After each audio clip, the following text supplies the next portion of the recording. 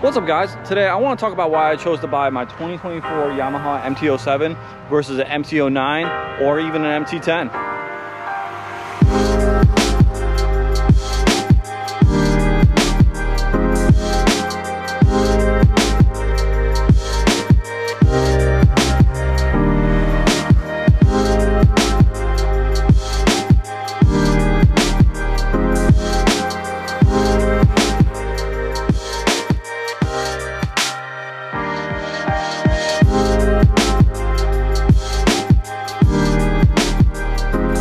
Alright guys, so I know we're usually city riders, but I'm kind of in a mood for a country ride today.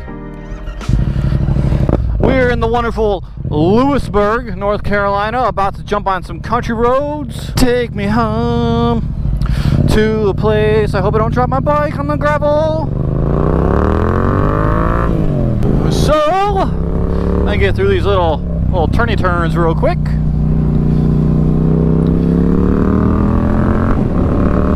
Guys, I bought my 2024 Yamaha MT-07 January of this year, and there are several reasons why I bought this bike versus other bikes. Some other bikes that were also on the list were the other bigger bikes in the MT series, namely the MT-09 and the MT-10. The MT series deserves a whole ass breakdown of its own. I think it's honestly the coolest series of motorcycles literally on the market today. You got the MT-07 with these awesome CP2 engine in it, and then you got the MT-09 that's got the triple, and then the MT-10 that's got the demilled R1 engine. Dude, that is a sick combo. One of the coolest combos in motorsports, to be honest with you, and I don't even think that's really up for debate. I don't know of another trifecta of a series of bikes that's even nearly as cool as the MT series. So I bought the MT-07 though, several good reasons. So I am a recovering superbike addict. I've had several superbikes over the years. I started my superbike career with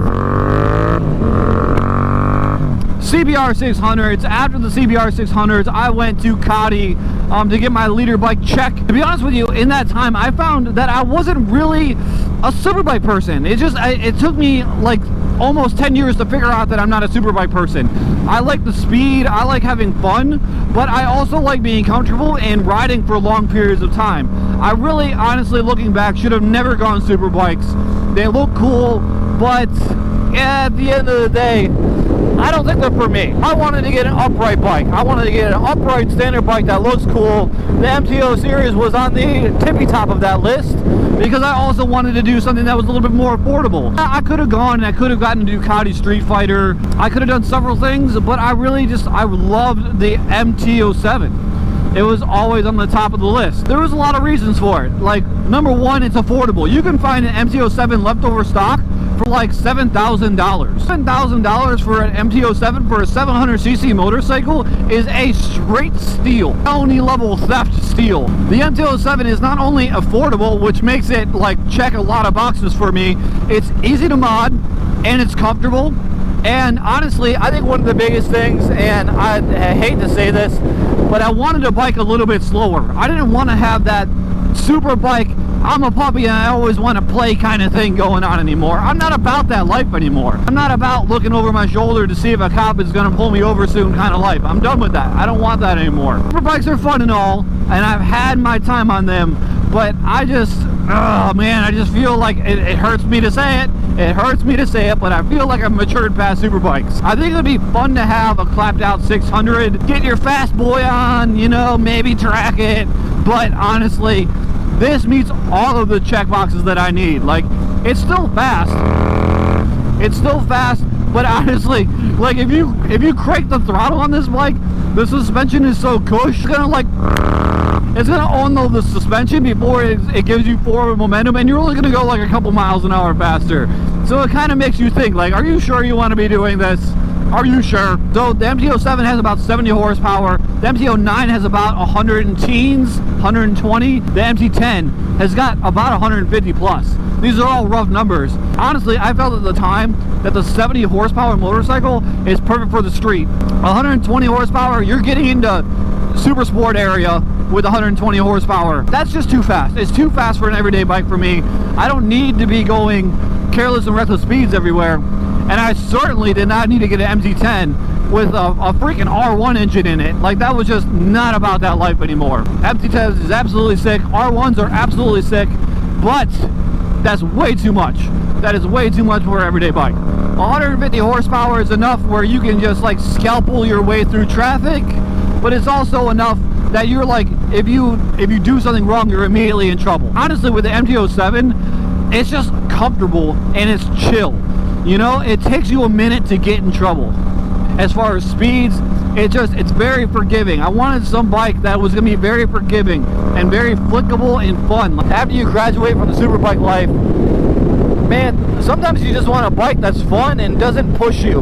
Like, I don't need a bike that pushes me to go faster than I need to go. Another thing that I was really thinking about when I bought this bike was like the longevity of it. Like, I wanted a bike that I can really be comfortable on for a good long period of time. I wanted a bike that, you know, doesn't push me to go stupid fast everywhere. It's streetable every single day usage. It's not going to be chewing up tires. It's not going to need, you know, excessive service. I don't know about you guys, but when I had my super bikes, I would chew up tires pretty damn quick.